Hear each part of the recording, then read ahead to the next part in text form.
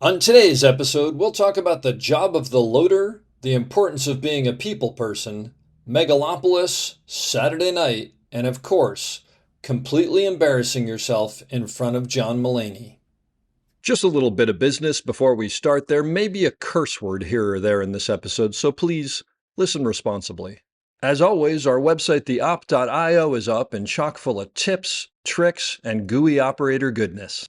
Make sure to check out the breakdown, where the best operators in the biz explain shots they have done, the musings, where we discuss everything from quick tips to larger concepts of storytelling, the answers, the images, and so much more. I may or I may not take a break or two during this episode, but I promise that none of them will be longer than 22 seconds.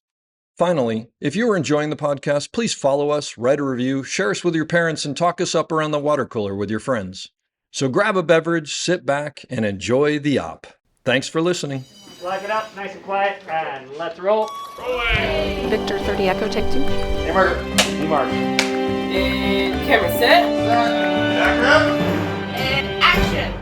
Hello and welcome back to the Op Podcast, the podcast where we talk about operating and the art of visual storytelling. My name is Dave Comites and I'm your host, and I'm coming to you today from lovely Inman Park in Atlanta, where I'm staying because I'm on a show here. I have finally, after trying many times, gotten today's guest to come sit down and talk with me because she's a friend and she works on a ton of great things. Torey Lenart is a loader, and she's actually the first loader we've had on the podcast, so I'm very excited about that. She also, by the way, if Red Bull is listening out there, is looking for sponsorship by Red Bull, and anybody who knows Torey knows what that means and why. And truth of the matter is, Red Bull would probably do very well if they sponsored her, so I'm just throwing that out there.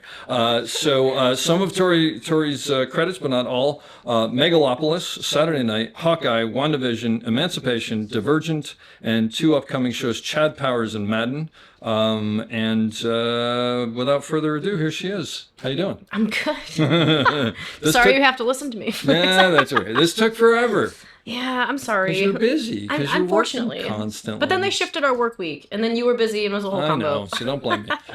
All right, so before we go into what your story is, tell everybody actually, I'm going to ask you this 2 ways. Okay. Tell everybody what the job of the loader is, but break it down to film loader and digital loader, because it is slightly different, right? Yes. And you've done both, yes. Right?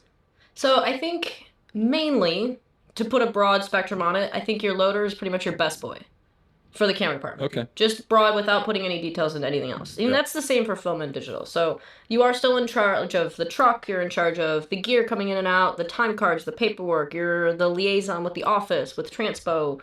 Kind of very similar to a Best Boy grip and a Best Boy electrician. Okay. Oh, it's funny. I never ever thought about it, but that makes a lot of sense. Yeah, so you're the liaison. If anybody happens with post-production, with anything else, you're kind of the one that they go to, because obviously your A-camera team is usually pretty busy. But then on a film show, you're actually physically doing the loading, right? Correct. Yeah, so digitally wise, you have, your shuttles and your drives and your masters, and you're downloading the physical cards and the sound cards. Let me ask you a stupid question about that, because that all happens while I'm either home or on set. So we shoot a card, it goes through the ACs and goes to you. Correct. And then what do you I'm sure every show is slightly different because there are different protocols, but what's the basic everything you're backing it up to multiple places. So each card gets backed up into a shuttle that goes to either Company 3 or PhotoCam, wherever your dailies are being done. And then you have another copy you keep with you of just a master drive on the camera truck. And is it transferring like it is on my computer where you just zap it, or does it actually play real time? It goes through SilverStack and it will verify, it will make sure nothing's wrong with it. It just combo everything into it to make sure that there's nothing missing, that there's nothing wrong. Does 20 minutes of footage take 20 minutes to download, or is it? No, it depends. Well, it depends on the camera. Like if you're looking like Alexa 65. Yeah. Oh yeah. Oh really? It will be one. It's real time. So when we did Megalopolis, that was Alexa 65. Yeah. In that movie, we were still using the Vault. And it basically, Arri had now adapted it to use what they currently use for a lot of other... Oh, you're still using the what? It's called the Vault. Which is what? It's basically a program, because the Alexa 65 sensor is so big. Yeah. The easiest way to say is they can't close the files in the camera. So it has to go through a program on the computer to finish each file. Because it's just so much information. Correct. Holy. So they have able to adapted that into what's called a Codex Device Manager, which is what all cameras use now. So Alexa 35, the LF, Mini LF. Okay. It's on all of those. But with the Alexa 35, you had to go through Alexa 65, you had to go through another program. Oh my God. But it was content dependent. So there were, like, if we had big wide shots that had a lot of grass or trees or wind blowing, one card that might only have 30 minutes of footage could take an hour and a half.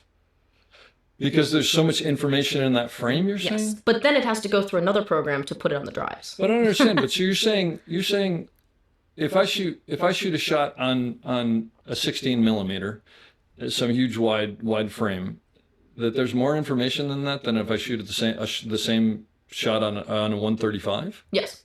Really? And then we had a conversation with Ari about this because we couldn't figure out, because that was my first time on the 65, and I could not figure out why some of these cards were taking an hour to go through the vault. Because then you have to download it again in SilverStack. Oh because the vault you can only download to this one. Is horrible. Yeah, you can only clone to one drive at a time. Oh wow. So but on SilverStack you can do to 2 to 3 depending. So it goes quicker.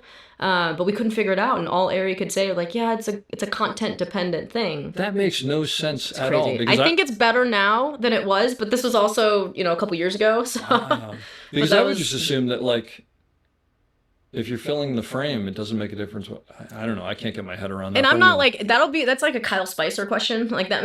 Like he Kyle probably. Spicer? Oh, the DIT I've been working with. Oh, I see. Forever. Okay. Gotcha. He's like my Atlanta brother. But he can tell you like exactly like, It's funny and my because, eyes like, glass over. all the shows that I work on with DITs, I'm like, hi, how you doing? And then I sort of like don't talk to them too much because a lot of times if I ask a simple question, it goes really deep, and I'm like, I have no idea what you're talking. It's like talking to my him. mind like, doesn't work. Oh yeah, my eyes glass over. That's I'm amazing. Like, So that's the digital download thing. But again, every show is a little different. So say Madden with Bob Richardson. So he has his onset. You just finished. We just finished it. Yeah. So Bob has his onset colorist Benny, who does just exponentially more coloring than what a DIT. And is he basically coloring real time? Correct. Okay. So I reload a lot. So, but also David O. Russell, you're looking at 25, 30-minute takes that would fill up a whole card regardless. Yes. But that footage then gets transferred to 3 drives. One for Benny, one for post, and one for the main drive. So that still extends the time of how long it takes to download. How do you not have 4 hours at the end of every night? You hopefully get good at it and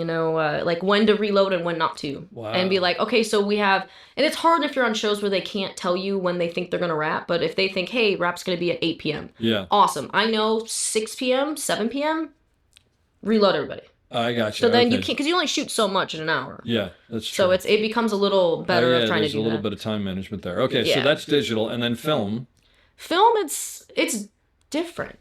I think I like film a lot more because like you still have the same aspect of like the time card stuff and the paperwork and the office and the truck. That all stays the same. But the physical loading, it's what it's always been. It's a dark room with your hands and. Do you prefer one over the other? Film, 100%. You do. 100%. And when did you? I'm going to ask you in a minute about your story, but when did you start loading?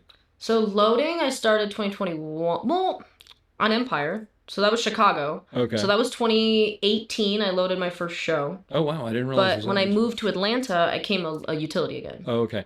But so how did you learn how to load film? So funny enough, so film I've always been very interested in, but SNL was a movie I really wanted to do. Okay. And I had never loaded a full movie before on film at all. Yeah, sure, because who gets the chance? It doesn't happen all that often. Yeah. So, but when Saturday Night was coming through, we were doing, it was shot by one of my favorite DPs, Eric Spielberg, and we were doing reshoots for Ghostbusters, and we were hearing about SNL, and I was just like, oh my gosh, there's any opportunity, any chance. That was like, I think the reshoots were my 3rd job with Eric, but I just absolutely love working for him. So I was like, okay, if he's coming into town, that's supposed to start like end of February. Yeah. Okay, that gives me 2 months. So I spent every single day at Panavision at Keslow. Oh, no way. You just went in and it was myself. like, you taught yourself. Yeah, so I had a friend, Lauren Wow. Gentry, who actually loaded I, Tanya as well here on film. So she came in one day to help, like, just show me how to do it. Yeah. And then I spent every day learning. And that's great. I think it was completely up to Eric and Sebastian Vega and Johnny Utah or John Hoffler, who was our A-camera team, who gave me the chance to do it. Yeah, sure. And Eric believed I could do it. He's worked with me as a loader and as a utility, so he's like, he knew everything else I could handle. It was just the physical film loading part, but to have a DP trust you enough to... Sure, especially with film, because that's like, I'll tell you the last thing I did on film, which bothers me that this is that long ago, but was Widows, like 2016, oh, 2017. Yeah, that was Chicago. In Chicago, yeah. But they couldn't find a truck with a dark room, and I think Especially in Chicago. They had to bring it in from Boston or something like that, and it was so funny because all of us were like, "What? Every truck has a dark room?" They're like, "Not anymore." And it was a whole thing, and they were talking about like building one in there. But anyway, well, listen, I got ahead of myself. I knew I would, but so tell me your story. How'd you get to where you are? So I've always wanted to do this. Funny enough, I mean, like a lot of us, but I think it was Pirates of the Caribbean for me. But I was on a cruise with my family, and they were shooting the first Pirates movie, or maybe they had just wrapped it. But where were you on a cruise? At St. Vincent in the Caribbean, and we were on this little boat, and we were kind of running around, and Port Royal was there. So they had the pirate ships in the bay. Port Royal From Pirates of the Caribbean, like the opening sequence on the. So long. You've seen Pirates of the Caribbean? I've seen it, but it's a long time ago. Oh my god! I have kids. Oh, well, then your kids should have seen it. You're right. But regardless, they had like everything was still there. Okay. Because they were kind of, I think, either had just wrapped or maybe were. So the sets were still there. I got you. And I think it was like the first time I was like, oh my god, like.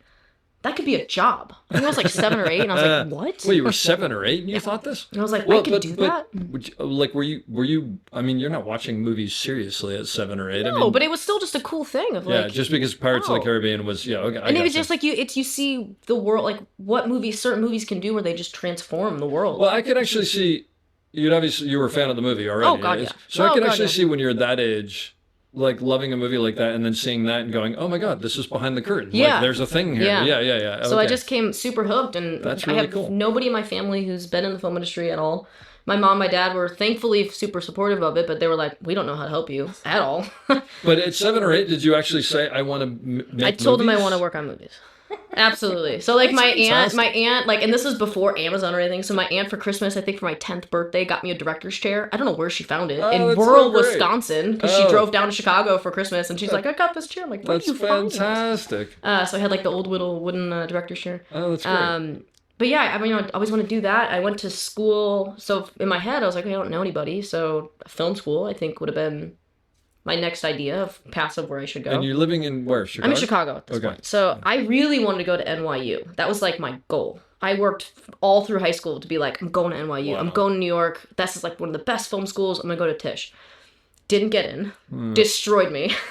And then my dad's like, well, DePaul has a film school. They have a really good film school. So he took a day off of school, and he drove me down there, and I saw DePaul, and I think it was one of those weird things that I think everything happens for a reason, and it kept me in Chicago, which little did I know was where I needed to be. Yeah. So between my senior year of high school and when I started college, I interned at the Illinois Film Office, because I was like, if anything comes through, they'll know about it. Yeah. That's so, smart. and then I got a couple PA days out of that for like little reality things that were coming through. But my first one was, I think this was right my sophomore year of college. I was stalking the set of Divergent. Wait, can you define that? So Divergent, I was a big fan of the book. You're still working on the LA Film Commission. At the Illinois Film Office. I wasn't anymore, because that was just my freshman year, but that's like my first introduction to it. Okay, gotcha. But while like my sophomore year of college, and Divergent was coming to town, and that was a big movie for Chicago, especially because full movies don't really shoot in Chicago much anymore. Yeah, right. They come for a couple weeks, and they bring the crew in from LA or whatever. Mm-hmm. But this was start and finish in Chicago, and I was a big fan of the books, and they distress everything. It's a dystopian movie, so you knew where they were. Like, I see what you could see as you're them. Driving around town. Oh god, yeah, you could see like, they would take Whacker and all the pebbles, they destroy the buildings. Like you knew where they were a week before they got there. Yeah. So I was stalking their set for a couple of weeks, and I had my little like tool belt, and I just was like standing there, and I will never forget this. But they were doing one of the scenes where they were pulling the L cars, and the stunt guys were jumping off the train, and I was just sitting there just mesmerized. And some guy said, "Hey, are you finally working with us today?" Because I guess he had seen me like stalking the set, and I was like, "No, I'm just watching." He's like, "No, come on." So he pulled me on set. It was Paul Hewitt. The second unit DP. Oh my god! And I had no, I was like, oh my gosh, and he's like, someone did this for me. Are you in film school at this point? Correct. I'm a sophomore. Okay. So and he said somebody did this for me when I was starting out, and every time I see somebody kind of hanging around, that's so cool. So it was crazy, but because of that, I met the entire second unit department at that point, which was Chris Verhano, like Zach Ganaway. It was a bunch of people that I then worked with, and I got Chicago Fire because of. Oh, okay. So all right. it was a crazy moment, but meeting them then got me to just finish out the movie with them So I did the last 2 months as the second unit camera PA. Oh, I was gonna say it's a PA. Okay. Yeah, as a camera PA. Yeah. So I was able to meet them and kind of, they were wrapping up the first batch of second unit, and then they were starting up again like in a month. So I started with them about a month later. That's amazing. But yeah, it was crazy. And thinking of that movie, like Trevor Loomis was the A second, like A first. Martin Shear was the A operator. Pat Soakley was the A second. Like Chris Wittenborn, who's a big first in Chicago, was I was on. It was a huge department, and that's great. And it was just crazy because also Trevor Loomis and Martin Shear did Pirates of the Caribbean. So wow. One of the first days I saw Trevor, because we had like a crossover between main and second unit, and I did not know anything about him much because I was brand new. Yeah. But I was so excited because I saw him, and me being somebody who cannot control my thoughts was like, oh my God, you were the background of my computer when I was 12. And he's like, the fuck? And I was like, oh my God, no. And I just I became red as a tomato. I was like, no, this like behind the scenes photo from Pirates of the Caribbean. Hilarious. And he just started dying laughing. Oh, that's so funny. And I tell that to anybody who's like worked with Trevor or like, you said what? Yeah, that's I was like, great. But that's great. On that. But the thing is, I mean, the reality is like, I'm sure you weren't doing it to like, blow smoke up his ass. Oh no, I just was genuine honest. like, oh my God, like I've been looking, like you were on the background, like Pirates of the Caribbean, like. But the funny thing about that is, I guarantee you the reason why they all glommed onto you was because you were genuinely excited about being in the film industry, and they could sense that, and like we all. I was a poor sucker. Well, also, but like we all had that at some point, but some of us have all been like, all right, now we work in the film industry. So when you meet someone who has that, you're like, oh yeah, like I used to be like this too. Like this reminds me of me. Yeah. No, but I think there's something to that. That's great. It was really cute. It was fun. But how long did you work with them? A month? So yeah, about a month and a half. And did you come out of it going, I sort of have an idea of like how a camera department works? And, a little bit, but I also was like, I didn't know anything. Like I remember. That was the other question. Oh yeah, so like Hunter Whalen. So again, because I was mainly Hunter second. Whalen. I love Hunter because he's amazing. He's the best. But I was mainly second unit, but we had a couple days where I would cross over with main unit. But like second unit, I remember Hunter came to me one day. He's like, hey, can you go to the truck and grab a P-Touch? And I'm sitting like, yeah, absolutely. I'm like, what the fuck is a P-Touch? I'm like Googling it on my phone. I'm like, how do I, like, not a clue. Well, for anybody who's listening who doesn't know, P-Touch is just a label maker. But I think it's a brand name or something. Yeah, it's a brand of P-Touch, but I had no idea what it was. And I was like, oh no, Google. Thank God for iPhones. I'm like, oh my God. God, so you were working with really good people. Yeah, That's that was so the great. Chicago and also like nice legends. people. Like, I mean, they're good at what they do and they're good people. Yeah. That's really great. And that's kind of how I really got my foot in Chicago, because meeting Hunter and Zach, they were the A camera team on Chicago Fire. Okay. So, and Matt Rozek as well, who's an amazing first in Chicago right now. He does The Bear, Chris Dame, Shannon DeWolf, all those guys. I met a lot of them on Divergent. And then when that movie wrapped, they were starting Chicago Fire the next year. And because I had, worked with them before, it was I got the opportunity to be their camera PA. Yeah. And that was about a year later, so I was, I think, a senior in college at that point. But, went online classes for my whole senior year and just was working full time and finishing my degree. As a camera PA or on as Chicago Fire, yeah. Okay. And then I joined the union a little bit after that. Well, on Chicago Fire. As a utility? And forgive me for asking this, but when you go from camera PA to utility, is there really that much of a difference other than you're in the union? Yeah. Oh, yeah. It depends. Well, definitely. Because I honestly don't completely understand what utilities do, even though I know they do a lot and they're important, but I don't quite understand what their job is. Well, it depends on, I think the utility job is very interesting because it's very different depending on A, who you're working with, and B, what you're working on. Oh, maybe that's why, because it does always seem to be different. Yeah. So it's like when I started out, we were still hardlining everything. That was like when the Pterodex first came out. Like, I can show you a video on my phone that I have that it is my favorite thing on my phone.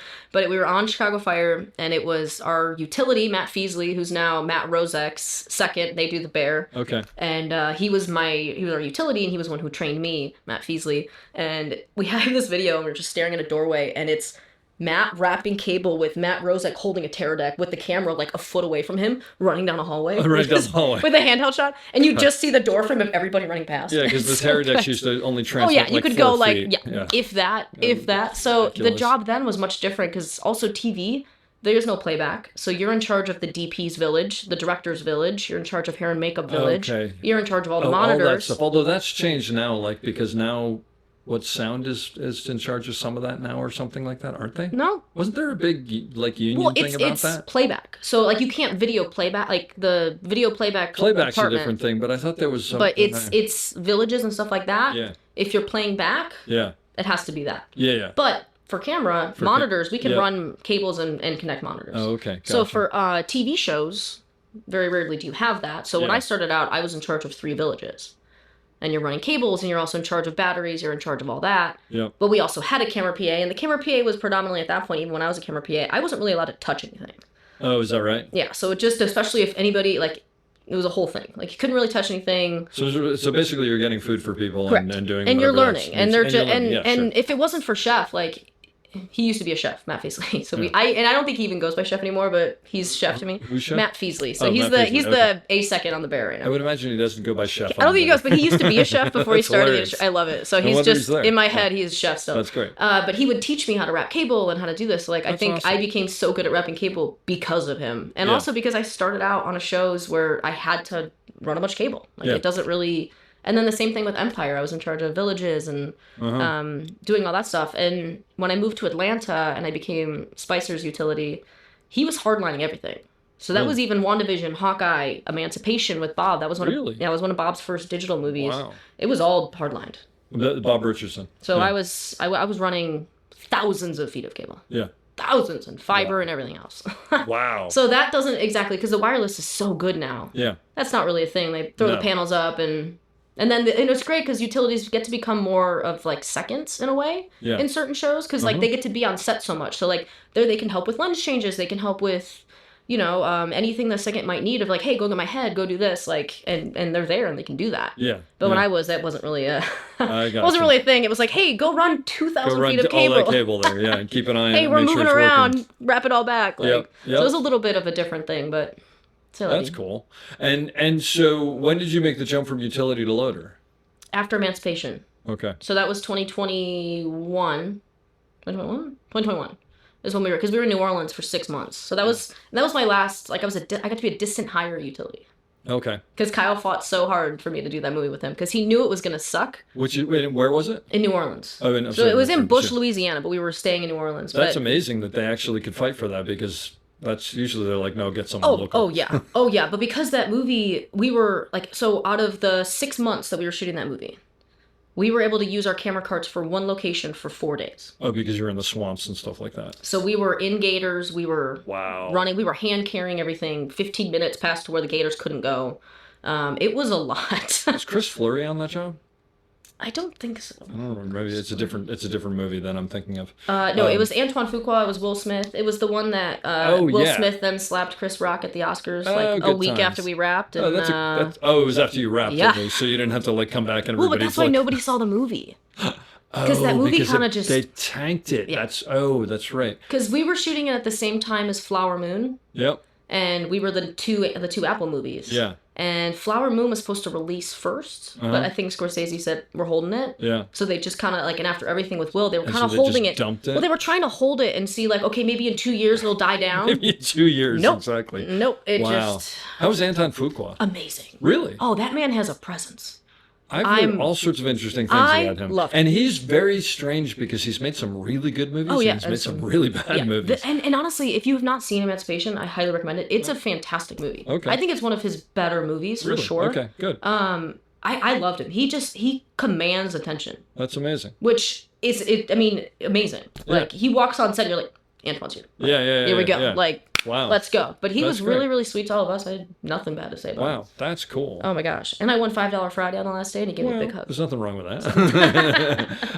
And so what was the first thing you did? You were as a loader? I did reshoots was my first thing. My first full-time thing was a Marvel thing called Werewolf by Night. Okay. It was a little Marvel A TV show or it was like a mini movie. Okay, so like it was an hour-long movie. 40 days or something like that, or it was like 20 days. Oh, it was like it was really, really short. It was like I think it only came out as an hour and a 10-minute movie. And what's that was with Zoe White. Oh, no way. Yeah. Oh, I love Zoe White. Yeah, she's amazing. I just finished with her. And it was me and Andy Stosh, I think, was on Guardians at the time. Oh, my gosh. So, but it was Paul and Rachel. It was pretty much that's the whole crew. Oh, they're the best. Yeah, they're the best. It's only been 4 days and I miss all of them already. Oh, even though I'm actually glad to be done with the show because I need a break. Yeah, I'm sure. But that's another story. 71 days, I'm sure. And for the record, I'm perfectly happy to have worked and perfectly happy to be working. No, I understand completely. I understand completely. But so what's the mental game of like jumping in a loader and realizing like, I mean, like, is it stressful realizing like,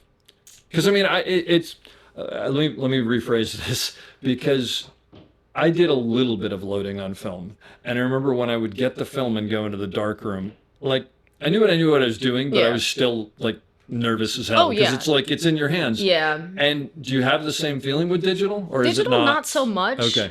I think, and that's why I prefer film. I think Because there's something at stake. correct. Yeah. I think the stakes are higher, and I think everybody is just that much more aware of that we're shooting on film. Well, I Like, think the process of shooting film is totally different than digital on every God, level. yeah. Like people are Oh not my as God, yeah. serious. I mean, even from a personal point of view, when we first went to digital, I had to mentally convince myself when I was doing Steadicam, even when I was doing conventional camera, that something important was happening, because it used to be I could feel the film Yeah. going, like the vibration, and I didn't realize until it was gone, but it would make me go, oh. We're rolling. and then because like when you didn't feel it, you're like doing a rehearsal or Yeah. something. So I think it's totally changed that. But so digitally, it was just like I'm just Digitally, I think I really wanted to. What's the best way to say this? Genuinely, I don't think anybody actually ever wants to be a loader.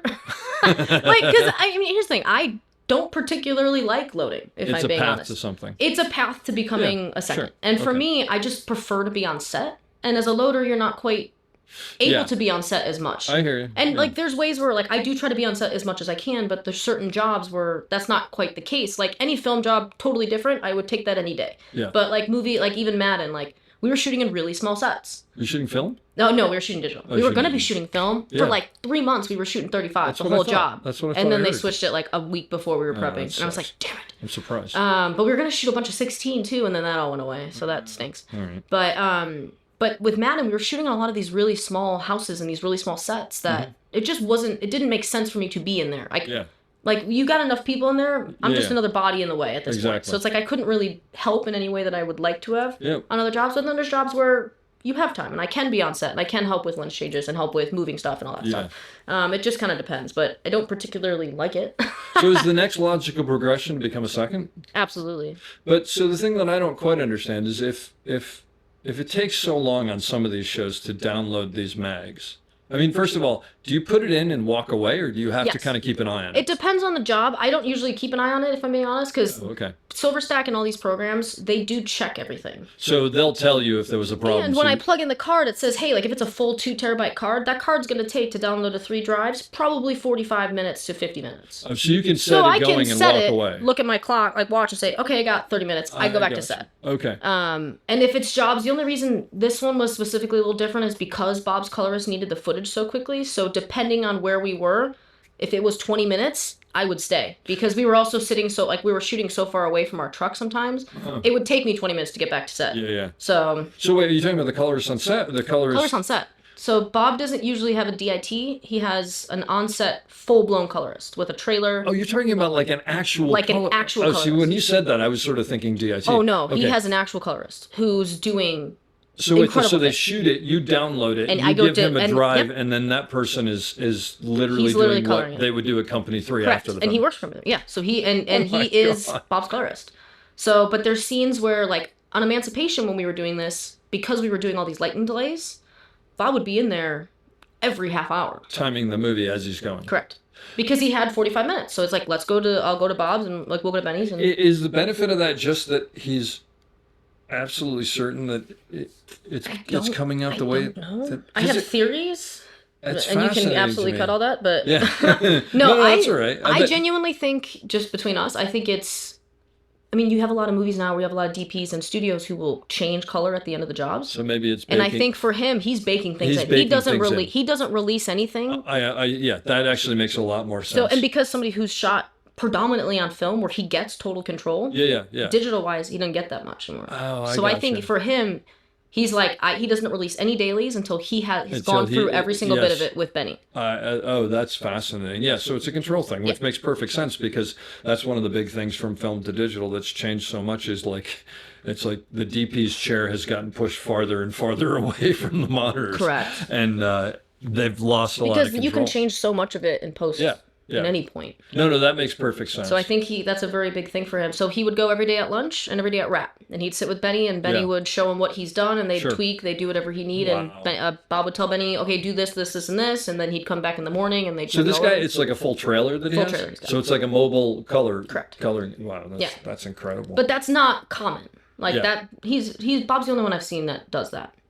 But that also then slows down the process for me. So it's like for me, having to go to 3 drives instead of 2 adds time. Sure. And knowing that I have to take this immediately to Benny, so he has time to get stuff before Bob goes and sees him. Especially when you're under a time where lunch is like, hey, so we were supposed to break at 2, and then it's 1:30, and they're like, that's lunch, and you've got to drive, and you're like, oh, shit. Yeah. Bob's going to be pissed. Oh, God. So it's just like, it's... Yeah. So then, in preparation for becoming a second, are you then going to set whenever you can and sort of shadowing them and helping with whatever? And if I'm not doing anything on the truck, I prefer to be on set. Yeah. I don't like being on the truck. What's the topic? Well, I don't know if you knew this about me, but I'm a people person. Well, I know that you're a people person, but on the flip side, what I will say is anybody who knows Torey, who follows your social media, knows that you enjoy making the truck into a party atmosphere. Oh, yeah. You should see my Madden truck, man. It was huge. I will see if I can get pictures of some of your trucks and post them on the website for this. Because every once in a while I'll look and be like, holy, like, it's insane. Especially my Christmas time trucks. The Christmas one, because there's always the elf, there's always the lights. Buddy's always there, the lights are always there, the stockings. It's pretty funny. I guess if you're going to be there, but I'm sure people appreciate that, right? Oh, I'm making this house a home. But the thing is, I guarantee you that besides your personality, obviously, and you're good at what you do, I guarantee you that's also probably why you get hired by a lot of people, because it's like, it makes something that would ordinarily be boring fun, right? And I hope so. Yeah, I would think so. But also, it's like you think about it, what we do as our jobs of like we're on set anywhere between 10 to 14 hours a day. Yeah. I don't want to be in a fluorescently lit. Yeah, exactly. Coffin. I want to be put some lights in there. Like. So what's when you move to seconding, what's like the biggest hurdle? What's like the thing that you're like, I can't wrap my head around that. Or is there? I think there is. I think it's just the confidence of whether or not you could do it. Yeah. Like I think I can do it. I've seen a lot of people. I've been on this thing. I've been very fortunate. I've been in 600 for 11 years now.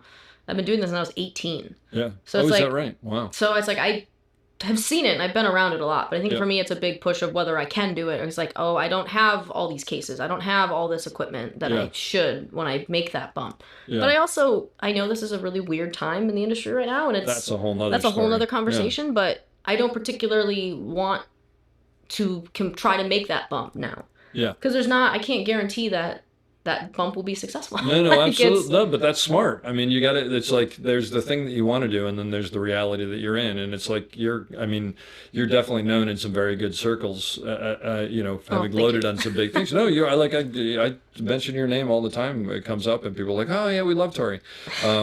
Because you're on Red Bull 90% of the time. Yes, that's true.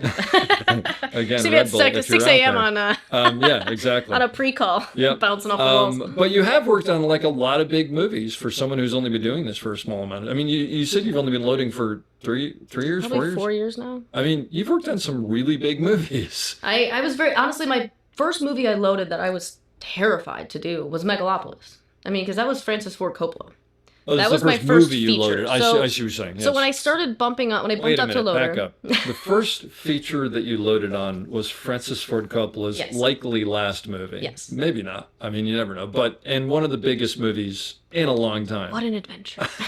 So first of all right, tell me about getting the call for that. So it was funny because that was right around, that was 2022. So that was right when everything was crazy. Like there were jobs out the yin yang. Yep.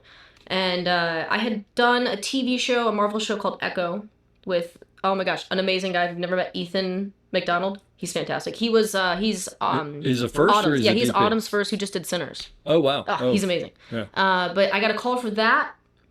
And it was I can't remember how many, it was maybe 2 or 3 months. And that kind of took me through. But I was lined up with Kyle, because again, when I came to Atlanta, I was a utility for a really long time. Yeah. And I was good at being a utility. And when I moved to a new town, I was like, I don't really trust myself as a second or a loader right now. I would like to just utility so I can make a good name for myself. Yeah. So wait, let me ask you a question before you go on. You moved to a new town like Atlanta. How do you go out and get your name out there? I didn't know anybody. That's what I'm asking for people who do that. Yeah, right? I didn't know anybody. Funny enough, so Keslow in Chicago Colette in Chicago, Yeah.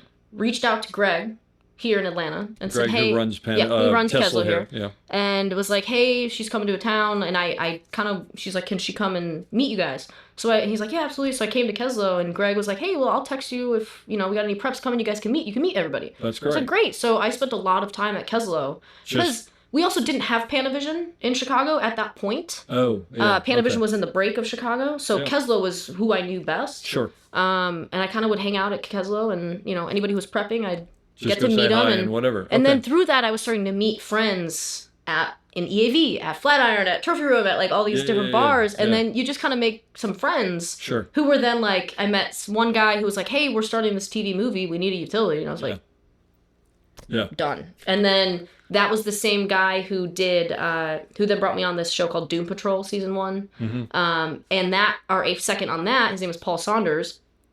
Love him dearly. He is Max Drinkera's second. So when Max got the call for Megalopolis, Paul was on that with him. I don't even understand how you remember these many people's names. I can't remember anybody's name. I don't know people I've worked with for 3 months. No, but Paul's great. So I've worked with him a few times. But Megalopolis, I remember because I was with Kyle and we were in line to do Blade. Like version 1 of Blade. I think there were 4 different camera departments on Blade at one point before they canned that movie. Blade meaning like the remake? The Mahershala Ali Marvel Blade. Okay, gotcha. And that was supposed to shoot 2022. Yeah. That ended up falling away. But we were lined up to do that. That was supposed to be me, Andy, Stash, Paul, Rachel. Oh, wow. It was going to be the whole gang. And Kyle was going to be the DIT. Yeah. And that ended up going away, thankfully. But I had gotten a call for Megalopolis. And I called Kyle and I was like, oh my God, I got this call. And he was like, you should do it. He's like, I know, but I'm supposed to do this with you. And he's like, you knew what it was. You knew it was, okay. Well, because I looked it up. Everybody knew what it was. Yeah. It was like Francis Ford Coppola. It was Adam the show to Driver. get It was on. the biggest cast I've ever seen on a movie before. Well, and it's Francis Ford Coppola. So I was like, holy shit. Yeah. So, but I had actually never worked with Max before. Okay. So, but I had worked with Paul and I had worked with the B camera team before. And that was like my first full-blown feature loading. That's amazing. Which was awesome. So tell me about working with Francis Ford Coppola. He was great. I mean, he the fascinating thing about him was that he shoots everything like he shot everything in his career. So there's no monitors on set. That man, I love that. That man sits next to the camera in his chair and he watches the He's still old school. Yeah. That's fantastic. And he'd trust Mihai, our DP, with everything. And, if he felt like he got it in the performance, he would look at Mihai and Mihai would be like, you get it visually and good, we're off. So the only real monitors were the focus monitors and our DIT. That was really fantastic. And also we had like this second unit, kind of mini unit kind of thing that I was still loading all their footage as well. Yeah. But that was like the fun unit, behind, what's the best way to say this? It was like all the little tricks and little visual fun shots. The fun shots that he's been doing since Dracula. Yeah. They were picking up these little weird great. The big miniatures and all this weird shit. Is Sean Moe on that unit? Yeah, Okay, yeah. So he was he was our C camera. Yeah. But he was pretty much that unit, and then they would come to our set. And then Henry Turrell was on B. Yeah, Henry was on B. Yep, Henry, That's and then a great group of people. Yeah, it was amazing. I mean, are there times where you're just like, I can't believe that's Francis Ford Coppola. Oh yeah, it was crazy because he's 84. I know. And that man was on set 12 hours a day. That's awesome. Which is kind of crazy. You're like, damn, he's doing it. Right. But and were you able to engage him about his movies? Was he? I really didn't. Yeah. Mainly because I don't really do that. Mainly because I there's times I come in too strong. So really, I try to keep it a little cool. But no, in Madden, John Mulaney, I love him. John Mulaney was in Madden? I love him so much. Oh my gosh. So he plays Trip Hawkins, the creator of EA Sports. Oh, okay. So because the movie's pretty much about John making the video game, about John's life. Oh, I see. I didn't realize that. I knew it was about Madden, but I didn't know it was about the video game. So it's about the video game and about John's career and all this stuff. But please tell me John Mulaney's as cool as oh my God, I think I scared him. But again, so he's in a movie with Christian Bale. He's in a movie with Christian Bale and Nick Cage with all these people. So his first day on set, I was like, oh my God, it's John Mulaney. I was like, and I had not talked to any actors. That with all those people, and that's why I was laughing about this because he wraps his first day. And he's walking back to his car, and I'm position myself to be able to pass him and be so you stalked him. So I just to be clear, him. so you stalked him. And I was like. was like, oh my god, John, I'm such a big fan. And it wouldn't stop. And I was like, I'm such a big fan. You did it. And I was like, I already have tickets for your show in December. And he's looking at me. He's like, oh yeah. And he's like, what's your name? I was like, I'm Torey. I work in camera. He's like, oh, it's great to meet you. And I'm like, slowly stepping away from you. And I was like, oh shit, okay, bye. And then I run away. That's hysterical. So, like I was talking to his assistant a couple days later, and I was like, I think I came in too hot. And he's like, Torey.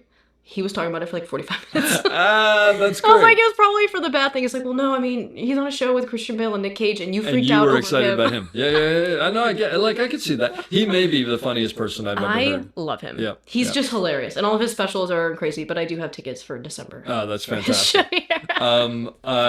So I don't usually talk to directors or actors because is that right? Well, because that's what happens. Sometimes I get too excited. You mean you purposely decide not to because you don't want to let the genie out of the bottle? Yeah, pretty much. That's probably smart. Now, so is that going to be an issue when you're on set more? No, because I also have no reason to talk to them, if I'm being honest. Like, I'm not an operator. Now. Exactly, but I'm not an operator at first. But if I'm like an A second... Well, when you're a second and you're it's a different situation. And I would be more comfortable doing that, but they don't know who I am. I'm the loader. I'm in and out of set so much that I'm just a face that they see. Yep. So I don't particularly like to engage much just because I don't want to be that person. Yeah. So, and then like when I don't have a reason, I'm a fan of something like John Mulaney. That happens. But I think it'd be different like once I'm a second and I could be on set and people see me a little more and they know my personality a little more. It won't be as strange. So since we touched on that, so do you interact with the operators much? I do. Oh yeah, like Henry and Colin and all those guys. Absolutely. I mean, I'm not talking about socially. I'm talking about professionally. No, absolutely. Well, I mean, because I'm also in charge of all of their paperwork, all of their shipping, all of their time cards, all of their receipts. I handle all that stuff. So. They'll text me at night and say, hey, I'm home, so I know their out times, and so I do have a different kind of relationship with them, absolutely. Sure. But I don't really do much while we're on set because they've got their assistants, or like I'll carry the steady stand or stuff like that. But it's not. I don't do much for them. That sounds weird to say, but yeah. Yeah. Well, for people who are up and coming operators, get to know your loader because your loader takes care of all sorts of extremely important stuff. Get you paid. Yeah, and get your check requested. And truthfully, anything else. I mean, it's kind of amazing actually the things that the loaders have done for me in the past. If we need to change your car out, if we need to do anything like that, that's a lot of the time us. All of that stuff. Or hey, you're running out of gas. Hey, Transpo, can you fill up their car? So is there a which does happen? What's the eventual, like, what's the 20-year plan? Oh, God, I don't know. Is there a 20-year plan? I feel like I've had a plan and then everything's gone to shit. No, well, you said you didn't get into this to become a loader, so... No, it's true. I would love to be a second. I want to be... So, I think a lot of Shannon, who you've had on your podcast, because she's a career second. She is. She's fantastic. She was a big part of my career in Chicago. Because I did Empire with her for 4 seasons. Oh, sure. Okay. That's Plus Electric State, Electric Dreams, and all those shows. Where we met. With awesome John Lilly. Yep. But I think she did so much for me in my career. I'd love to have a career like hers. I'd love to be a second. I don't particularly think I want to pull focus in any way because that scares me. I'm really bad at it. You've seen it. That's good and blunt. But I would really like to just be very good as a second. I do think, I know it sounds weird and egotistical to say, but I want to be really good at my job. Well, everybody wants to be really good at their job, hopefully. Hopefully. But that's why I think I stayed at utility for so long. I wanted to work on the jobs I wanted to work on. And get to the point where you're like, that level I'm very where good. I get to make these, get calls for movies like Megalopolis and get calls for movies like Madden. Yeah. Or have a DIT who's like, hey, I won't take this job unless you do it with me in New Orleans. That's amazing. So I was really fortunate, and oh my God, I'd be lost in this job without Spicer. Oh my God. Especially in Atlanta. Like, he's been amazing.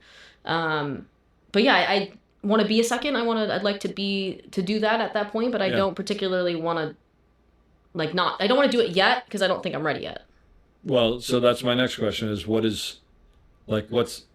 have to learn, or what do you have to... If a first comes to me and says, hey, come second for me, so that's what it my is. All right, universe, you're listening right now. Or just, I think more and more but I also really like loading film. Like, I kind of... Yeah, but it's so few. You've only done... 1 job, 2 jobs? 2. Which is 2 more than most loaders and that's the thing. Like, I would done. love to do more. The thing that you have going for you is there aren't that many loaders who know how to load film. So at least, and generally speaking, the movies that are going to be on film are going to be big sort of tent pole or whatever you want to call it, some sort of big movie. Do you see that Jurassic World shot on film? Really? Yeah. 35. The new one that's coming out. The Scarlett Johansson one. And honestly, I'm shocked. I don't even know what to say about that. Like, why? Like, who won that argument? I don't know. Especially because they've none of them. Well, maybe the first one. No, the first one was, but to a modern day VFX movie like that, crazy. No, that's crazy. Which is awesome. But also look at Twisters and Dan Mendel. Oh, is that right? They shot that on film too. I don't understand how these people get these I love it. choices like, made. It's that's fantastic. why I'm like, there's a part of me being like, okay, maybe this trend might shift a little bit more. Yeah, like, no, absolutely. Maybe but there's the gonna be thing more is, film. but the bottom line is because you have loaded on big things on film, and you've worked with some big people, like you're in a very small pool of people who they might go to, you know? I would hope, but it also is very much, I think I got very lucky that I met a lot of really incredible people here in Atlanta. And the thing, going back to SNL, like, without Eric and without Sebastian in Utah, I would not have gotten that job in any way, shape, or form. They had zero reason to hire me for that job. Yeah. I had never done it before on a movie. Like, they had worked with me as a utility, and they had worked with me as a digital loader, but never as a film loader. So was there a big learning curve when you got in there? Yes and no. I did, I flashed a mag my very first day at prep. It was a reg test. Even so. But at a reg test, but like I literally like, cause it was 16 mil too. So the way that we were like rewinding everything. So wait, was this an SR or what was it? No, we were on 416. Okay. Yeah. So, but because we were doing a reg test, that was my first time doing it. I had not practiced rewinding film. I didn't know that was a thing. Wait a minute. So like a reg test, you shoot like 40 feet and then you got to go back and rewind it and then shoot it again. And shoot it again with the board askew so you can see the lines. You can see it, yeah. I didn't practice rewinding film. Yeah, who does that? So I did, in my head, I was, and Utah's like, yeah, so basically you're just going to rewind it. I'm like, okay, so I'm sitting there. But because 16 is coaxial, when I put it down to rewind it, it fell through the bottom. Oh, so it's caught, like, so, because it's, the take-up size of it. So I'm like, and I could hear it in the tent. I'm like... You're in a tent. Because we were at Panavision. Yep. So I'm like, I could hear in the tent. And then I was like, okay, so it stopped pulling. And I was like, okay, I think that's it. So I unzipped and I opened it up. And I'm staring at 40 feet of film. And I was like... Oh, my God. First of all, at least it's a... And that's it. But my heart went into my ass. But still, it's just, like, not a great way to start. Correct. Day one. Like, I was like, oh, my God. Like, this is going to be it. Okay, like, so here's the question. What's the next step at that point? I mean, I looked at it and I looked at Utah because he saw me and I was like, he's like, I fucked up. I was like, I fucked up. And my heart is in my ass. I couldn't eat for 3 days. Like, and Utah's like, Torey, it's a reg test. We have enough film to shoot another one. I'm like, I know, but I still did it. Yeah. This is day one. Yeah. Oh my God. So, but that really did kind of like lit the fire under my ass to make sure. Did you shoot the whole movie on 16? Whole movie was 16. Oh, I didn't know that. Okay. Yeah. Whole movie was 16, 200T. Yeah. Wow. The entire thing. It was pretty awesome. Oh, that's the other thing I didn't think about, because back in the day, you also had to keep track of all the different film stocks. Yes, which this maybe one, on this and it was one. So, but yeah, and this was a little easier because again, it was one. But and after I got the job and was learning a lot about the other side of film loading, I had a bunch of my friends who were seconds and firsts now who used to film load a lot and still had their documents of how to keep inventory. Oh, yeah, which is a whole like that other thing. That's like an Amazon warehouse kind of situation. So it was, what was really great though is getting to see 4 or 5 different people's versions of theirs. Oh wow! So then I was able to build my own of what I liked on everybody's. Sure. Because a lot of my friends had Excel documents and like, hey, just use this, and I was like, yeah, but I don't trust. Not only don't trust you, but I don't like trusting other people's It's not the equations. way your mind works. Or yeah, whatever, and it's like I need to make sure that I know how these are working. So if something doesn't look right, I know how to fix it. Yeah. So no, that makes sense. But the paperwork side, that's what I liked most about film loading, is it's the just. You need to have everything in order. Oh, you totally do. That's why I'd be terrible at it. But I remember like we'd shoot things with like 5 or 6 different film stocks, and they would have to keep track. I mean, because you'd have to make sure that we had enough, and for any different point. And then it was funny because at the end of the show, it'd be like, all right, we're shooting on like 80-foot loads. Yeah, it's like you got nothing but short ends. All these short ends all over the place. But like the math in that just blew my mind. Yeah. It's like, but it's a little easier with digital now because I can make like an Excel document, or that I can calculate like, okay, this, and this equals this. This is how much we've wasted. This is how much, and they can just add it as the days go on. So it's a little bit easier than back in the day when everybody was doing it on paper. I can't even imagine that. It was kind of. I mean, I just remember it happening. I mean, I remember going. But it's crazy. But that's what I do love about it, though. It's like we were talking about before. Everybody has just a different mindset, and it's a fun, amazing feeling knowing that, like, Saturday night, every single piece of that movie went through my hands. That's pretty cool. Every So was that a good piece. movie to work on? Oh, it was amazing. Yeah. And it also speaks to, like, how different movies are with different people and how, like, shooting different ways and all this stuff. But on SNL, we were shooting on one stage, predominantly for 98% of that movie. Set, basically. So they built all of Studio 8H on stage at Trilith. So it was 2-story set with the main stage, with Lauren's office, with all the hallways, everything, the elevators. They were all in there. Yeah. And we kind of made it like a little home. So every morning, Jason Reitman, our director, and Eric we'd have like a big whiteboard, and they would say, "Okay, guys, this is what we're shooting today." And they would go through each shot, which was amazing because so much of this movie, if you haven't seen it, highly recommend it. It's a lot of big oneers. Yeah. Which also, as a film loader, was fun. Because, like, the first shot in that movie, when you enter into Studio AH, it's like a 5.5, 6 minute oneer. Yeah. Which means it was one take, can the short end, reload. Yeah. Like, I'm just, like, running back and forth. Is your 400-foot mags? Yeah, for 16 mil. So that's 12 minutes. So it's about 12, 11 minutes. So, yeah, you're like one. So I had, like, 22 short ends day one of just, like, 120 feet, like 140 feet. And you're like... Wow. Wow. So you're like, hey, B camera, you doing inserts? Perfect. Here, take these friends. Did any of the SNL people, the actual SNL people, like from back in the day, show up? Not on set, but Jason was obviously very good friends with Dan Aykroyd from all the movies we had done, or they had done with Ghostbusters and stuff. So he called in a bunch of times and was talking to the cast and everything, and we could hear him on speakerphone. That's cool. Yeah, they were awesome. What a cool thing to be a part of. Like, I mean, that's like part of like entertainment history. And and that's why I pushed so hard to do it. And I was like, I don't care if I don't know how to do this. I will learn because it's this movie. Yeah. So that was really cool. But that doesn't really happen all that often when you get to be that involved in the process of knowing what we're doing that day. It's like you have your call sheet and you know kind of what you're doing. No, that's rare. But for everybody to be on the same page. Actually, you know who that reminds me of is John Lindley. Because John has that thing where he's like, it may change, but here's the plan for the day. Which he is doesn't great. go through every shot, but he lets you know what's going on. And, but on a movie like SNL where, each scene was pretty much one shot in some of these cases. So it's like, we might only have 6 shots today. Sure. But that's 6 scenes right there. Like half of what we were doing. So... Yep. Oh, that's fantastic. So I have 2 specific questions I want to ask you. Number 1, how were you not on the F1 movie? Dude. And how much did you try to get on the F1? Because anybody who knows Torey knows that, as a matter of fact, she was going to come over at 11 and she was like, I'm not going to be qualifying was on. Qualifying also, is on. Max Verstappen took pole. Whoop whoop. So did you stalk people to try to get on this movie? You have no idea. Yes. So when we wrapped Emancipation... because also Dan Ming, who's incredible, he was the first AC on Top Gun, as well as then on F1. Yep. But when we did WandaVision in LA, Dan, this was right after COVID, so this was like September of 2020. Okay. We were pretty much the first show back. Yep. We were shooting on the lot. We had Lukash and Dan Ming on C camera. Wow. Like, if that...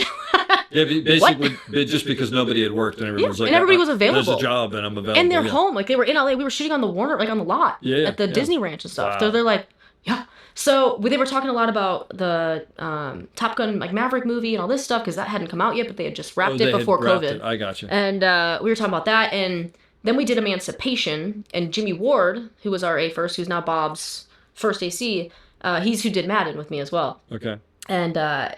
he had also done Top Gun Maverick. So around 2021, so it was like probably early 2022 is when they announced the F1 movie. Yeah. And there was like Brad Pitt's doing a movie, Lewis Hamilton is going to be the producing, and it became all around the F1 sphere of what was going on. And I was like, oh my God. So I was like, Dan? Just see this. I was like, Dan, Jimmy, like anybody I knew. I was like, who? Because like a lot of the people from WandaVision LA did Maverick, and I was like, okay, who knows what? Yeah. What's going on? What? I will PA. I will get you water. I don't care. But then the whole thing went to the UK. So. Say love you. Well, but they hired it out there. But they did come. They came to the States and whatever. But did they just bring everybody with them? I don't know. Because I know David Emmerichs went down to Florida. Yeah, and they did Daytona. Me, it's like, you are not going to believe where I am. I mean, they did Daytona. And it's funny because I have zero interest in that, so I was like, okay. But he was like, this is a childhood dream. Because Dan, their loader that they brought down there was Lauren Cummings. She was in LA and she's worked with Dan before. But so I also know Laura. So Laura, they were at Vegas. She sends me a text, and it's a photo of Daniel Ricciardo, and she's like, me and Dan thought you guys you'd have such a good time here. All right, let me just, I'm freaking out here. But yeah, she sent me a picture of Daniel Ricciardo, and it said, oh my God, Dan and I keep talking about how much fun you'd have if you were out here. I'm like, yeah, I know. And it's just this photo of Daniel Ricciardo going like this. I'm like, you mother... gosh. What? So she got to do the Daytona part in the Vegas part, but that's great. But every time I like that movie would come up, and now that it's out, I keep thinking of you. I saw it 3 times. You'll probably do F2 and F3 and F4. I will do anything. Again, Dan, if you're listening, I will get your waters. There you go. So just so you know, Red Bull and F1. Yeah, I saw it 3 times in the span of like 24 hours. And did it disappoint? I haven't seen it yet. Oh, it was amazing. Is it? Oh, it's amazing. Is it amazing if you don't like F1? I mean, not that I don't like F1. Well, I think it's just as like if F1. you are just the process of the movie is fantastic. A friend of mine saw it yesterday. Who was? Oh, Hopper Stone. The Still Strucker. Yeah, Hopper saw it. And Hopper I said, did SNL with us. And he goes, yeah, he did SNL.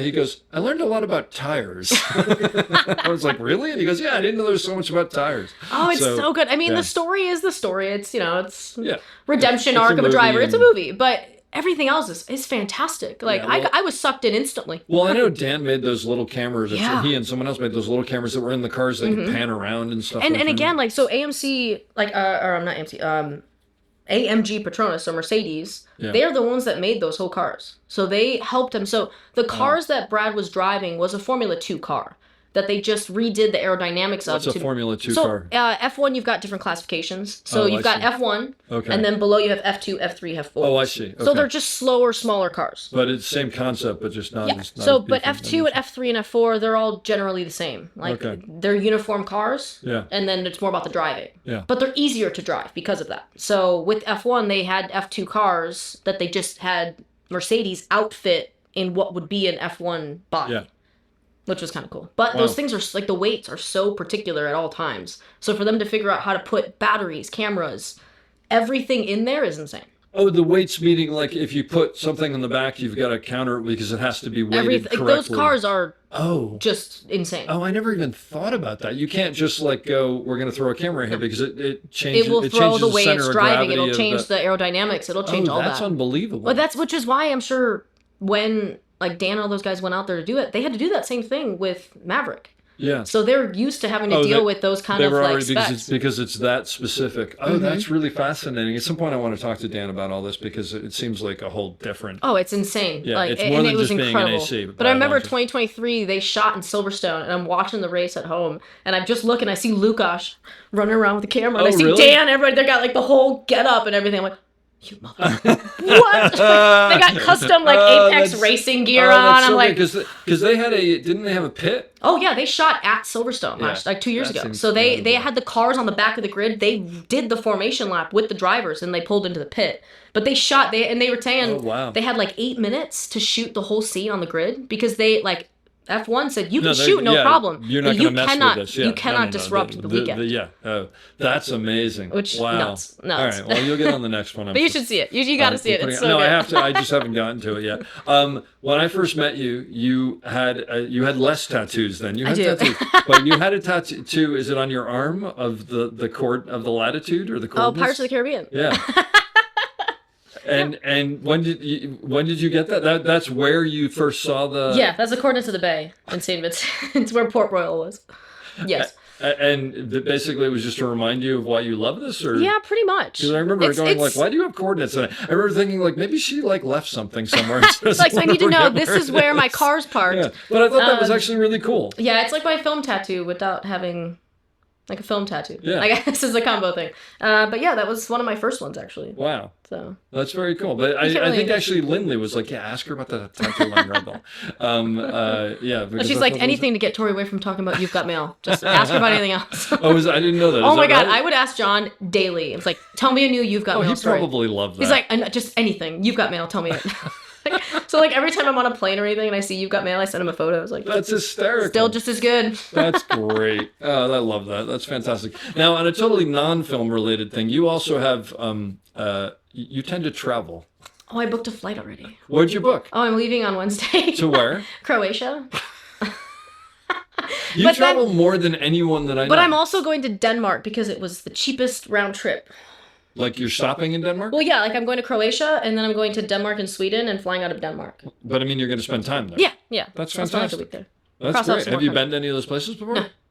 Because the last time I saw you, I was going to Japan. well, no, the last time you saw you were like, I found this cheap flight to Japan, but I don't know if I should go. It was $700. Go. $700 round trip direct on But Delta. you also go by yourself. I do.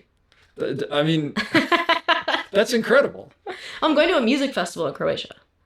Like that's why you're going, or you just happen to... there's like a big music festival. And so do you meet people everywhere? You must know people all over the world. I stay in hostels and I get to meet a bunch of cool people everywhere. That's awesome. So I'm staying I have a layover in Amsterdam because, again, I took cheap flights. Yeah. But, I mean, not really, it's on Delta. But I was like, I'll just go sit at a cafe in Amsterdam for a couple hours. But I have a friend I met in Vienna during Christmas who lives in Amsterdam, so she's going to come meet me for I know it. a Are you couple only days. there for a couple hours? Yeah. Or you're there? Oh. And then I guess a stopover to Croatia. Have you been to Amsterdam before? I have, as a stopover before. Oh, you should And go the same thing. I met up with her. Go to Amsterdam, though. It's fantastic. Yeah, my cousin just went. He had a great time. It's oh my gosh. unbelievable. It is the greatest city. I mean, I haven't traveled anywhere near you have, so you'll be the decider. So how many countries have you been to at this point? Oh, God. You don't even know? You don't, like, keep track of this? Oh, I have a little... I thought you tattooed No, on I your have arm. you're not going to be surprised by this, but my luggage is a Red Bull bag. Of course. Again, Red Bull, if you're listening, you're missing out on a big I do. opportunity. It's a Red Bull duffel bag, and it's got like a Velcro side pouch, and I just buy these little like 1 by 1 inch flags of all the places I've gone. Well, how many you got? Well, north of 30. Wow. But I can't give. I mean. And you've basically been doing this since what? You were 18 or 19? Yeah. Well, the big thing too is so when my mom passed away, my dad started working at Delta, and it was I think when I was 22. Oh, I didn't know this part of the Yeah. story. Oh yeah. So That this changes was things around when I met you. So could you just jump on a plane? Yeah. So basically, I had free flights for a year. Holy. So my dad was like, "Here's my login. Just you can look at whatever flights you want, and just kind of you can see." So I was able to see what flights were empty. So this was also my first year on Empire. So my first year as a utility. My first year of making a little bit of money, and I'm very irresponsible. Awesome. So we would wrap, and we were doing a lot of overnights. So it's like I would wrap at 6 a.m. on Saturday morning. I'd go directly to O'Hare Airport. I'd be like, a couple of Red Bulls. Exactly. I'd be like, let's see, which flight? We'll go there. So I do travel. I think. Seriously, you just go to O'Hare and go, what's going somewhere now, and go there. So I think I took 52 flights in a year. And you go for the weekend? Yeah. Holy. Ask Shannon. I'll never forget. Are you concerned that when you get there, you're not going to be able to get a flight back? Ask Shannon. This was like every single time I'd go somewhere, she'd be like, I swear to God, if you don't get your ass back here. She's like, be so pissed. But one of the times I went here to Atlanta to a music festival, and I was like, a storm was kind of coming in. I got a little nervous. But I went and saw like the first couple acts of this music festival. And then at like 8 p.m., I'm like, I should probably maybe try to get a flight out now. So I like went back to the airport. As I was at the airport, I'm covered in mud. The rain had hit. I've never gotten on a flight so gross in my life. I get to the airport. I get on a flight right as my phone goes off and says, "Tomorrow World Music Festival shut down. Hundreds of people stranded in rural Georgia." Oh my God! So you missed it. I just missed it. I think I got the last bus out. That's insane. And Wait, but you would go to places within the country, or you go out of the country as well? So my first trip I ever took was to London to see Mumford & Sons. They did their homecoming show. Oh, I would totally see that. So, and they had to shut down Thursday, Friday. So I was like, well, Mumford & Sons. Oh, the show shut down. Yeah, the show shut down. So I was like, well, let's get on a flight. So I flew out Friday. I saw the show Saturday. Flew back Sunday. Did you ever get somewhere and you couldn't get back in time? Oh, yeah. Because I'd have to call my dad and be like, hey, so I'm in Spain.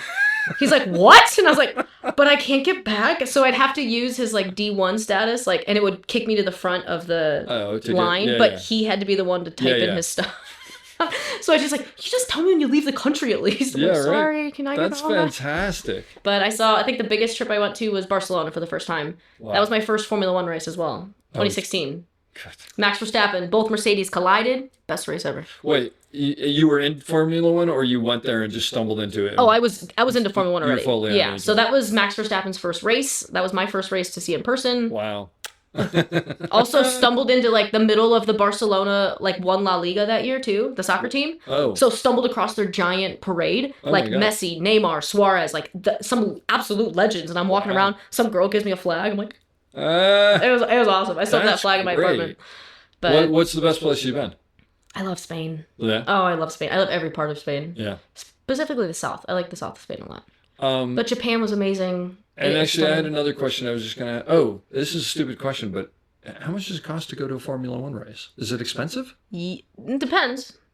It used to not be. I mean, is it like good seats, bad seats kind of Yes thing? and no. Like you can get general admission tickets to some races. Like what are general admission tickets? So I used to be able to go to Austin, Texas for about $100. Okay. So Drive to Survive, I love it and hate it simultaneously. Because I remember I used to walk around in my Red Bull jackets all the time, and everyone would be like, hey, where's the free Red Bull? Because they didn't understand it was an F1 thing. Oh, I see. Now it's like, oh, I bet you're only a Red Bull fan because Max Verstappen's winning. Yeah. I'm like, I swear to God, try me. I will school you. I will school you so fast, it's not even They funny. don't know who they're dealing with. Oh, that's hysterical. But the U.S., now that they've got Miami and Vegas, all the races got more expensive here. Yeah, I'll for bet. sure. Yeah. So like I So used it's a couple $100 for tickets now? probably more than that now. Really? They're in the thousands. It's ridiculous. So, but like Spain, my 4-day ticket to Spain in 2016, granted it was 2016, was $250 for the weekend. Oh, yeah, that's not. And that was a yeah. start-finish line grandstand seat. Yeah. So that same seat in Miami last year was like $3,600. It's just crazy because like when I was in high school, it's different, but it's concerts.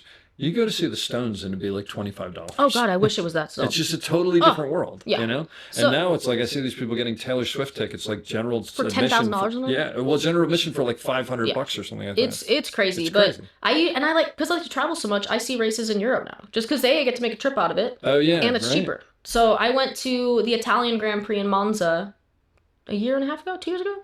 That ticket was $180. Wow.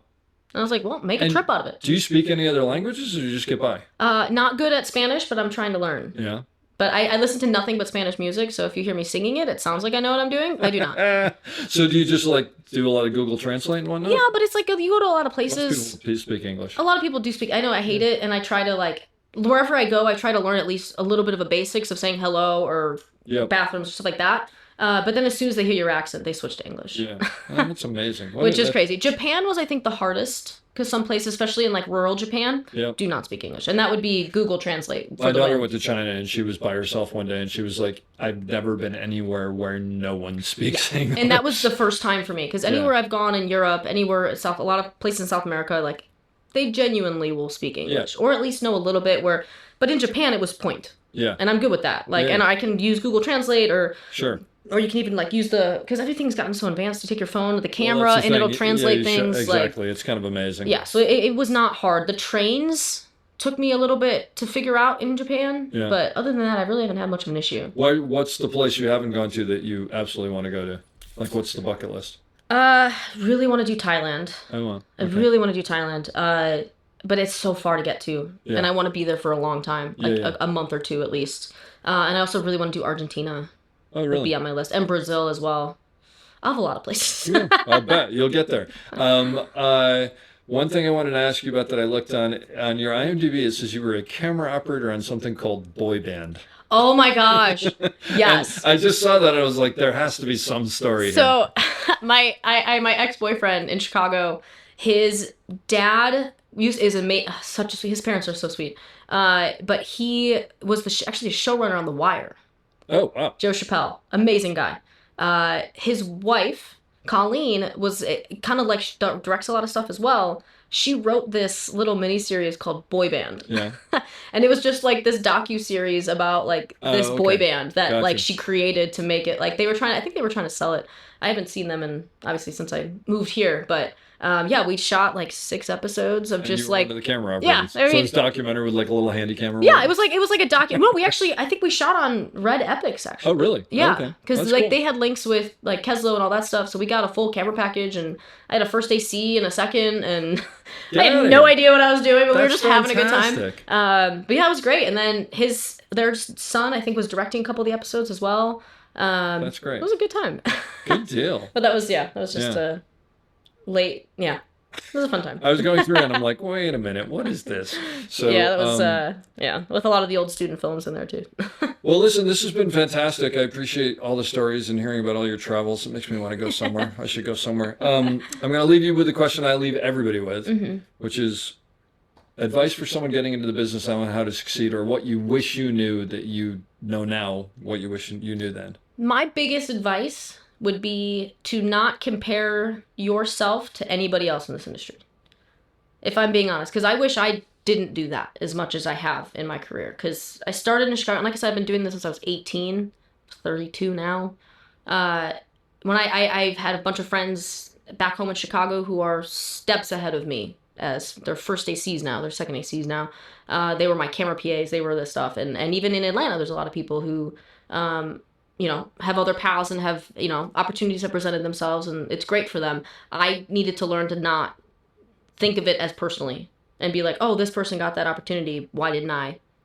No, everybody's just on a different path and everybody does different things, and to not fixate on that, because it'll get there. You just gotta believe in the process. And I think everything does happen for a reason, and I think there's a lot of jobs that I don't think I got offered, and I'm kind of glad I didn't, because instead I got to do other things. Like SNL would be one of the big ones for me, because I was really trying to go for a different job. I ended up not getting it, but because of that I got Saturday Night, and I wouldn't have traded that for the world. I hope you enjoyed that as much as I did. We'll be back soon with another great episode. Don't forget to check us out on theop.io for all sorts of information on operating and storytelling. So thanks for listening and have a great day.